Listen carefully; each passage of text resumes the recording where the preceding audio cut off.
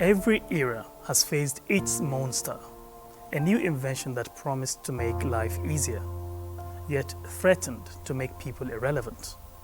When machines first replaced manual looms, we called it the death of craftsmanship. When computers entered offices, many feared it was the end of employment. Even social media, once dismissed as a playground, reshaped business, politics, and human connection. But history has a pattern. Every time we feared technology, enlightenment followed. We learnt, we adapted, and we built something even greater. Today, the new monster is artificial intelligence. Fast, smart, and unapologetically efficient. Some see it as a job thief, others as a limitless assistant. But for Africa, young, creative, and ambitious, AI is both a question and an opportunity. Mama the mama. My smally. Gen Z mama we carry better swag. You dey wine. It be like say plenty credit don't overload for that your size. Credit na water. You say no now. Glow Talk Master. My little lioness. Where they retire senior lions. I dey make one better dress where you go wear for these holidays. When I land them, I go finish you with plenty kisses. Who you dey kiss, they finish on my credit, eh? Who be this? Mr. Man. Ah, mama. Why they disturb us now? You almost give me heart attack, oh. Feel like say you never hear about Glow Talk Master. We get free data. Let's video call her. Ah. Hi, grandma. Free on Glow Talk Master. Talk for 6 minutes and get 6 minutes free. Plus 15 megabytes of data free. Simply dial *606#. 2,000 naira for new customers. 1,000 naira for voice. 1,000 naira for data. In 5 to 10 years thereafter, that 60 to 70% by value of legal work will be done by machines. So that comes to the other aspect of the fear, not that we won't be able to cope for those of us who are not going to be overthrown. At this stage in my life, I'm not going to be overthrown by any AI system. But if you're a young person, you fear that the simple things that you did are now being done by machines, and there's a genuine danger that your livelihood may be lost. What we'll find most times is we focus on the concept of efficiency without looking at what are we being efficient in doing. And so we just say, oh, AI will take over. Take over what exactly? AI has changed what exactly, in what terms? So for young people, you need to understand that there is humanity, there's technology, and it is a blend of both that helps you to advance. That's why conversations like this one matter, because fear can only exist where understanding is missing. And that's what Next Level Unlocked, organized by Slice Media Studios, set out to change. Themed, the AI Advantage, how to future-proof your career, Law and Media Edition. The event brought together lawyers, media professionals, and young minds who refuse to sit out the future. It wasn't just about artificial intelligence. It was about human relevance in an age of digital dominance. My big thing is, even though I started thinking of AI as something similar to Google, where you could ask questions, do your research, and then, put it together to do your own thing. Now it's like, people go onto there to get a complete story out and then just post it. My son did, and I was reading through, I was just like, this doesn't sound like you kind of thing. But my thing is, it is getting out of hand, but there needs to be a form of regulation. Look at China. They started all of this, or at least they started most of it. And they still have their cultures in place. They haven't replaced it.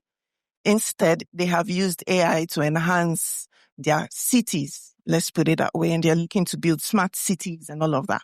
What do they have, or what have they done that we might need to, look at and create our own, signature?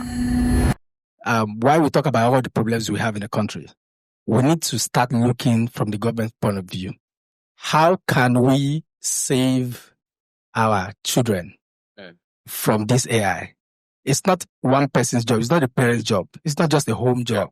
There has to be a national movement. Yeah, and that has to cascade down to the local. And as the speakers took turns, one truth echoed through the room. Africa's greatest challenge isn't AI itself. It's whether we're ready to use intelligence, human and artificial, for progress and not paralysis. We must celebrate its gifts, the life saved, the knowledge unlocked, and yet refuse to romanticize progress that deepens extraction or concentrates power.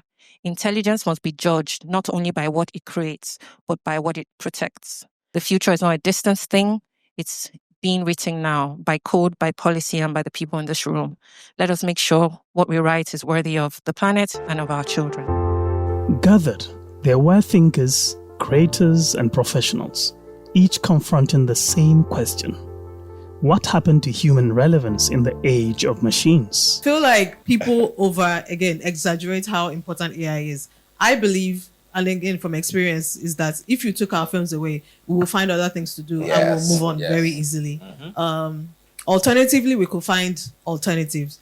So for example, they shut down Twitter. Everybody still used it because everyone decided to get VPNs. I didn't know what a VPN was, but people were using it at the time because they felt like they needed a platform. I can give a prompt and write something that even if they should check any plagiarism app to confirm whether this was plagiarized or not, you won't see that this was plagiarized. Because the imputer, as a creative, what I added was my own idea, was my own interest, thoughts, and imagination. So when I'm getting the result, I'm getting something different, and I won't even come out and say, oh, this is from Chat. So the real problem for AI is the creative people, the people in the creative space. And there is no way you can take them out because God is very creative. Everybody is creative. The tension was clear. Between fear and fascination, between progress and preservation. But what echoed across the room was a simple truth. AI is neither an enemy nor a savior. It's a mirror reflecting how prepared or unprepared we are. One of my favorite quotes about technology, whether we're talking about the cutlass, the tractor, or AI today, or whatever it will be in the next 50 years, hopefully we're all still here and bouncing. My favorite quote on that is given by Bill Gates, who said that when automation is added to an efficient operations, it magnifies the efficiency of that operation. Now, I want us to pay attention to what I've just said, that when automation is added to an efficient operation, so it means the operation is already efficient. And so you now want to magnify the efficiency of that operation, and then you look at advanced technology. So for the young person, it is that you are already studying and growing in a particular field. You are gaining mastery in a particular field, whatever it is. If it is music, you know how to write songs, you know how to play some musical instrument. If it's banking, you know about accounting and you know about the principles of banking. Now, adding automation is to magnify your efficiencies, to make you do it faster, to make you do it easier. That statement cut through the noise, because while most conversations about AI focus on machines, this one came back to people. The truth, no matter how powerful technology becomes, it can only amplify who we already are. Yesterday, I asked my juniors to look for a case which was decided in December 1846. And they said they couldn't find it anywhere on the internet. It was reported in English reports. And after 2 days here, they couldn't find it. It took me less than 5 minutes to find exactly a PDF of that judgment because I knew the exact questions to ask. I am able to use the training I had in a traditional way to search for the right answers to the questions, even though I'm using machines. But young people think that they can provide the solution and they get into a lot of trouble. And these are some things I'm sure we will discuss here because they think that every solution can be delivered without the work. This is a conversation that we've had as a broader team. We had it in Q1 of this year, where the whole team had a conversation. We had someone come in, and then we talked about how in our various teams, we use AI to amplify what we do and to make us a lot more efficient. The editorial team, which it behooves upon them to actually pay attention to this bit, they ensure that they are quoting right. They ensure that regardless of what AI is given to them, they are making sure that they are given their own context. At the end of the day, it's written by Gertrude. And I'm going to add Gertrude there, and that means a lot, that you were able to take all that information that AI gave to you and you shared your understanding of it to influence, to inform, or to entertain. Artificial intelligence may think faster, but it cannot feel deeper. Emotional intelligence, empathy, adaptability, curiosity remains humanity's greatest advantage. And that may be the real AI advantage we've overlooked. Across Africa, the story is more complex. Many young professionals are still struggling with unemployment, outdated education systems, and limited digital access. Yet, they live in a time when AI can open new paths if only they are prepared. AI is here to stay. The question is not whether it will replace us, but how we can remain relevant alongside it. It's a truth that reaches beyond law and media. It touches every classroom, newsroom, and courtroom. A reminder that the future won't wait for those still debating whether it's coming. So, what's the true cost of intelligence? It's not the loss of jobs. It's the loss of curiosity. The refusal to learn, to adapt, to evolve. From Lagos, Next Level Unlocked, organized by Slice Media Studio, Stage, came a powerful message. Africa's future is not resisting technology. It's redefining how we use it. When we think about it, man or woman versus machine. And it doesn't mean that versus it's not always a negative connotation. There's a collaboration, but there also has to be, we also have to be cautious. There should be caution when we're going into, just like any collaboration, there should be caution. And that caution is where we want to put law frameworks to protect us as humans. The road ahead will demand courage, creativity, and collaboration. AI may reshape the world, but only we can decide what kind of world it becomes. Because progress doesn't replace people, it empowers them. And the nations that understand that truth early will not just survive the future, they will lead it. It takes each talented individual on the Tech About Insight team to be able to pull the sort of insights that we all left Moonshot 2025 garnering. The topics, the ideal speakers for these topics. These are not what you can actually impute in an AI tool for it to actually give you the answers to. So right now as a media company, how we've been able to maintain our stand in the media space through Zikoko, through Tech About, is still maintaining that humane part of us. My mentor, many years ago, I'd gone to him where he was going to speak somewhere. So he invited me to go along with him. And then I showed up with a diary. That's what I want to use to write whatever I'm learning. And he looks at me. The age gap between us is about 50 years, 5 decades. And he looks at me and was wondering why I was carrying a diary. Then he showed me his tab, that this is what he's using. Then I looked at him. You know, we say young people, technology, all of those things. And then the man is like my grandfather, not even my father. But he was tuned with technology. For us, every one of us, as a young person, it's easy for you to be talking about AI and be calling every other person on this stage, they are very old school. Yeah, but soon, now small remains small. You will be that older person. But would you have the skill then to unlearn what you've learned that is working now and also to relearn? Or will you say learning is just for the young people? That's where our minds should be, even for the next 100 years.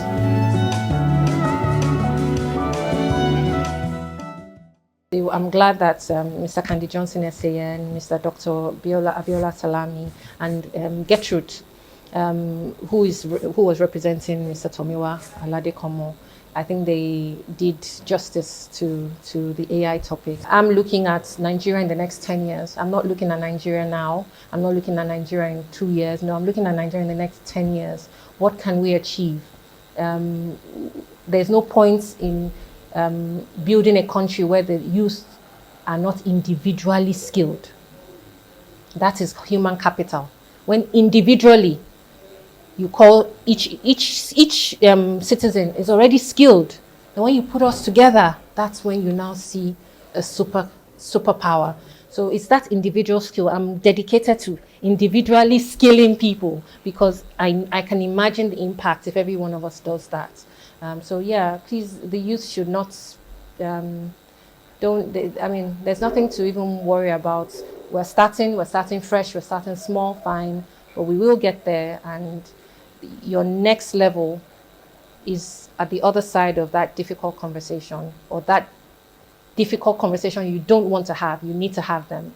However scary they are, have those conversations and unlock your next level. And that next level is just the beginning of another level. So understand that life is growth and don't be scared to grow. Thank you, Slice Media. We at NTA are always ready to collaborate with bright minds in projecting what is best for us, Africa, and the whole world at large. Together, we can bring the change of our dreams. Up next is Tech Views.